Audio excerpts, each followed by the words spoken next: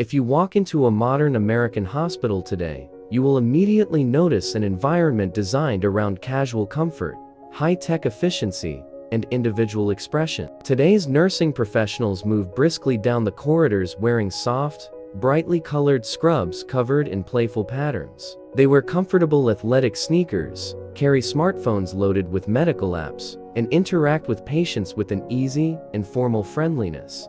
The modern ward is a place of democratic, fluid care, where the rigid hierarchies of the past have largely dissolved into collaborative teamwork. But if you were to step through the heavy wooden doors of an American hospital ward in the year 1952, you would find yourself entering a completely different universe. In the post-war era, a hospital was not just a place of medicine. It was a cathedral of absolute order, military-style discipline, and unyielding protocol. And at the absolute center of this world stood the 1952 American nurse, a figure of immaculate presentation, silent efficiency, and profound duty. To the young women entering the profession in 1952, nursing was not merely a job. It was a sacred, highly regulated calling. The year 1952 represented a fascinating cultural crossroads. The nation was riding the wave of post-war optimism and rapid technological advancement, yet the societal expectations governing women's behavior, presentation, and etiquette remained deeply conservative, rigid, and strictly enforced. Nowhere were these expectations more intense than within the walls of the hospital. Every single action a nurse took, from the way she stood at a patient's bedside to the exact number of inches her skirt hung below her knees, was governed by an unwritten yet fiercely enforced code of conduct. These weren't just casual guidelines. They were strict rules that shaped the very soul of mid-century medicine. Entering the ward in 1952 meant leaving your individuality entirely at the door. You became part of a pristine, uniform machine dedicated to patient recovery and institutional pride. The rules were designed to project absolute authority, sterile perfection, and total reliability to a public that looked to the medical establishment with immense reverence. To understand the daily realities of these women, we must look past the glowing, idealized magazine advertisements of the era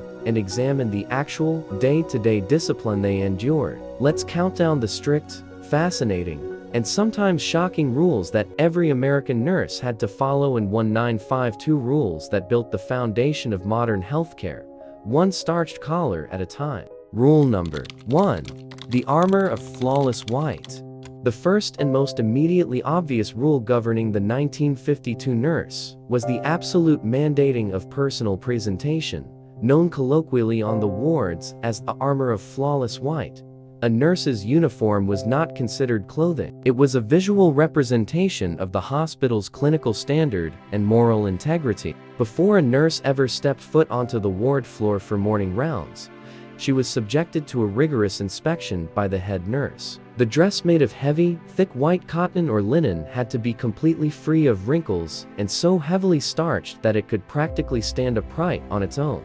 The starch was not just for aesthetics. It was believed to create a protective barrier against germs and contamination. The hemline was strictly regulated, required to hang exactly a certain number of inches below the knee, depending on the specific hospital's board rules. Furthermore, this rule extended all the way down to a nurse's feet.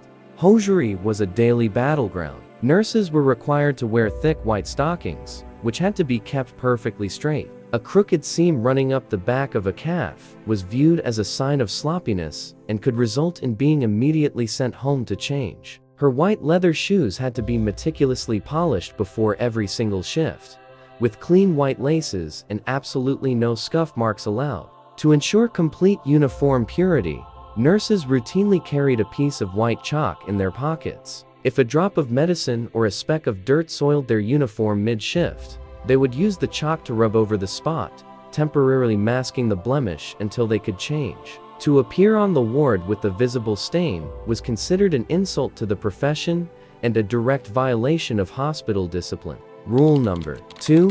The law of the sacred cap. If the starched dress was a nurse's armor, her cap was her crown. Rule number 2 dictated that a nurse's cap was never to be removed while on duty, and it had to be positioned with mathematical precision on the head. In 1952, The nurse's cap was a sacred symbol of professional identity and institutional rank. Each nursing school across the United States possessed its own completely unique cap design. Some were small and sat perched on the back of the head, while others were wide, winged, or folded like origami. To obtain this cap, student nurses had to pass a grueling probationary period, culminating in a formal, candle-lit capping ceremony that mirrored a religious ordination. Once earned, the cap had to be treated with absolute reverence.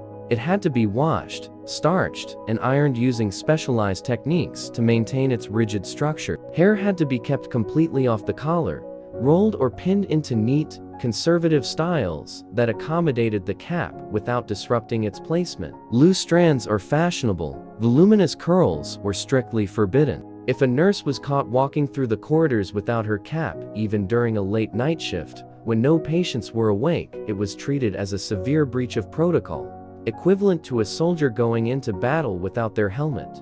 Rule number 3.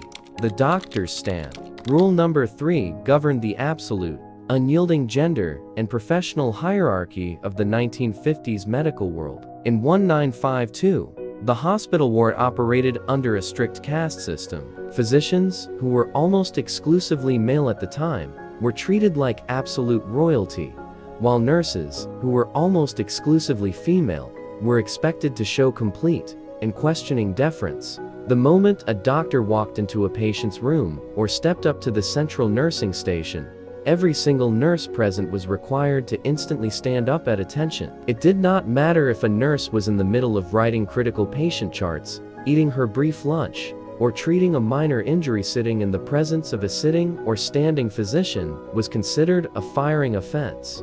If a doctor needed a place to sit, the nearest nurse had to immediately vacate her chair, pull it out for him, and stand quietly by his side until he was finished. Furthermore, this deference extended to the hospital's elevators. If a nurse was riding an elevator and a doctor stepped in, she was expected to immediately step to the back, compress her uniform, and exit the elevator if it became crowded to ensure the physician had ample space. A nurse never initiated casual conversation with a doctor. She spoke only when spoken to, answering strictly with "yes, doctor," or "no, doctor." Rule number 4. The law of the ink. In 1952, long before computers, digital medical records, or ballpoint pens became standard clinical tools, the patient chart was a legal and historical document of absolute precision. Rule number 4 dictated that all nursing notes, vital signs, and medication logs had to be handwritten using a high-quality fountain pen filled strictly with permanent blue or black ink.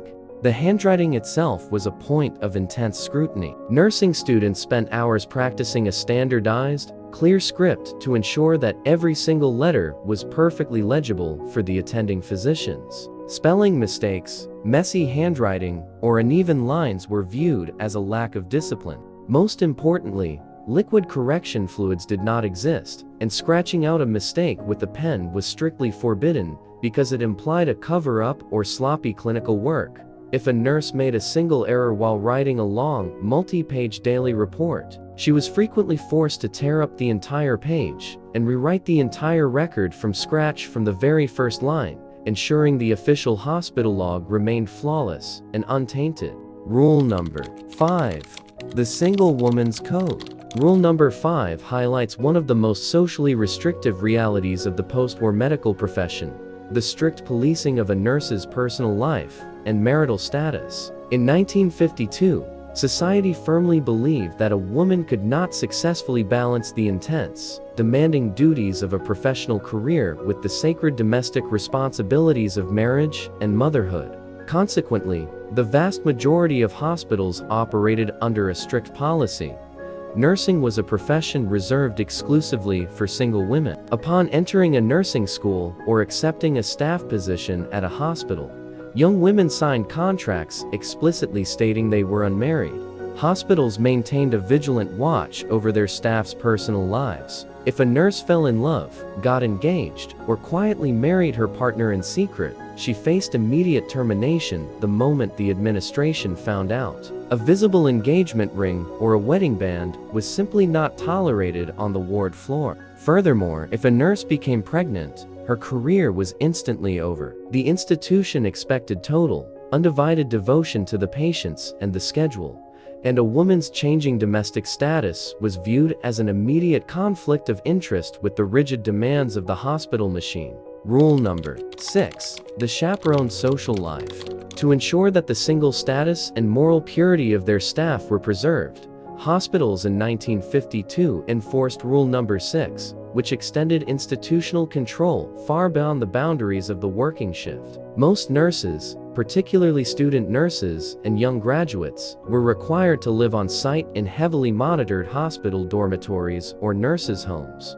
These residences were run with the iron fist of a military barracks, overseen by a strict house mother or the head nurse herself. Curfews were absolute, usually set at 8 o'clock or 9 o'clock p.m. on weeknights. The front doors were locked precisely on the dot, and any nurse caught sneaking in late through a window or side door faced immediate suspension or expulsion from the program. Social visits from men including brothers, fathers, or suitors were confined strictly to a formal public reception parlor on the ground floor. Men were absolutely forbidden from crossing the threshold into the residential wings, and all gentlemen callers had to be officially logged in, vetted, and approved by the house monitor, ensuring the private life of the 1952 nurse remained as spotless as her white uniform. Rule number 7.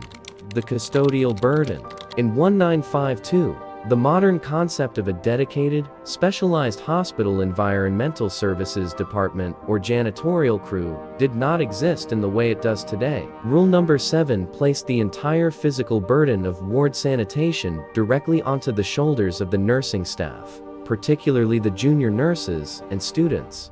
A nurse's duty did not end with monitoring clinical symptoms and administering injections. She was expected to be a master housekeeper. Every morning before the doctors arrived for official rounds, nurses were required to strip and remake beds with military-style, hospital corners so tight that a coin could bounce off the sheets. They had to get down on their hands and knees to scrub the floors with carbolic soap, thoroughly dust every windowsill, clean out the bedside utility lockers, and polish the heavy chrome fixtures and wheels of the patient beds until they shone like mirrors. A speck of dust found by the head nurse during morning inspection was treated as a direct failure of clinical care, as cleanliness was viewed as the absolute first line of defense against post-war infections. Rule number 8. The silent pulse. Rule number 8 protected the absolute paternalistic boundary of mid-century medicine. In 1952, knowledge was power,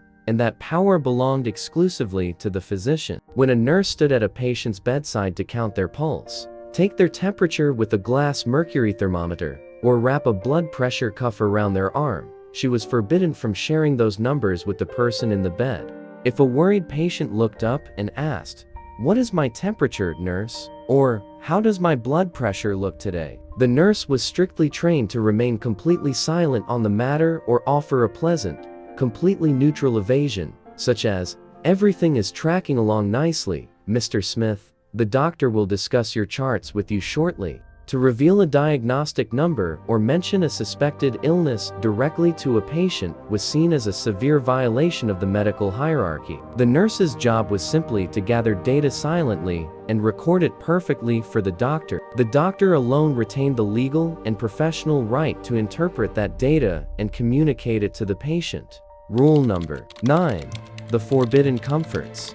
To maintain the illusion of an infallible, hyper-disciplined medical machine, Rule number 9 regulated the exact physical posture and personal habits of the nurse while on duty. The post-war hospital demanded an image of tireless, alert professionalism, and any sign of human weakness or casual relaxation was completely banned. Chewing gum on the ward was a zero-tolerance offense, viewed as incredibly common and highly unprofessional. Furthermore, despite tobacco smoking being incredibly prevalent among the general public and even doctors, in 1952, nurses were strictly forbidden from smoking anywhere near the clinical areas or in sight of patients. Most exhausting of all was the rule regarding posture. A nurse on duty was expected to be constantly in motion or standing perfectly erect, leaning against a wall, slouching at the desk, crossing your arms, or resting your feet on a chair during a grueling 12-hour shift was viewed as lazy and insubordinate. If you had time to lean, you had time to clean, and the head nurse made sure that rule was felt in every aching muscle. Rule number 10. The glass standard.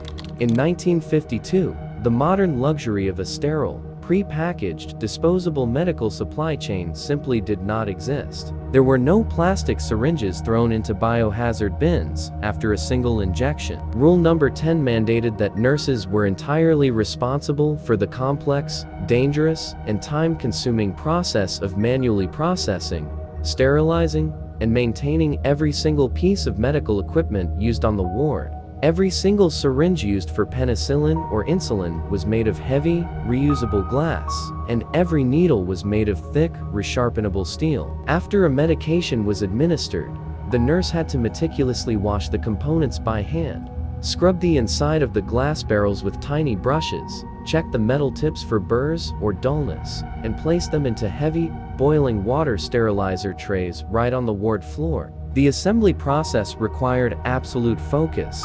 Touching the sterile shaft of the needle with bare fingers completely contaminated the entire batch, forcing the nurse to start the grueling heating process all over again. If an instrument failed or broke due to poor maintenance, the blame fell squarely on the nurse in charge of the supply room.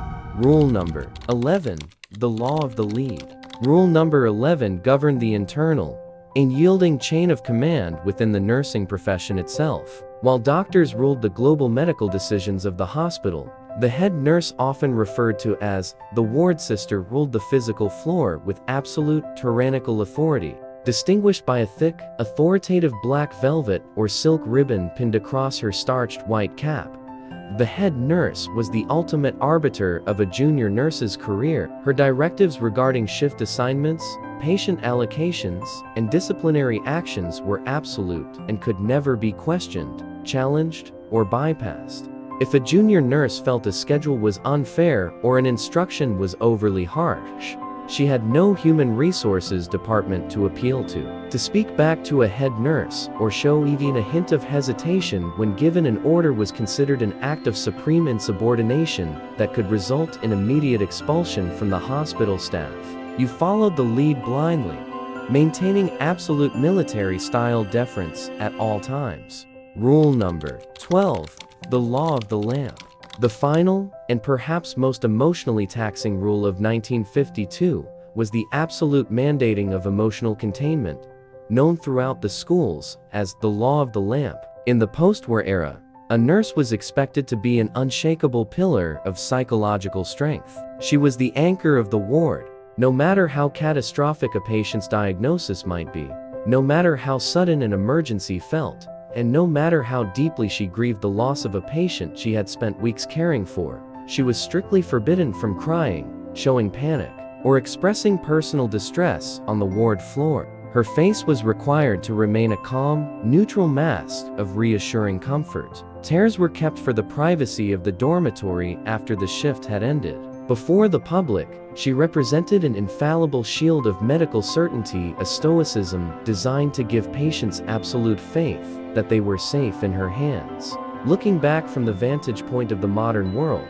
it is easy to view the rigid, starched, and deeply restrictive rules of 1952 as antiquated, unfair, and bordering on the absurd. We wonder how these women endured the exhausting housekeeping, the policing of their marital status, and the intense corporate hierarchies that govern their every breath. But to dismiss these rules as mere historical relics is to miss the true spirit of the mid-century nurse. These 12 rules were the strict, demanding crucible that forged nursing into the highly respected, autonomous, and scientifically rigorous profession it is today. The immaculate white dresses and starched caps may have completely vanished from our modern wards, but the core values those garments represented, absolute dedication, profound empathy, technical precision, and an unyielding commitment to human care, remain completely unbroken. The modern nurses walking our corridors today stand proudly on the resilient, disciplined shoulders of the incredible women of 1952.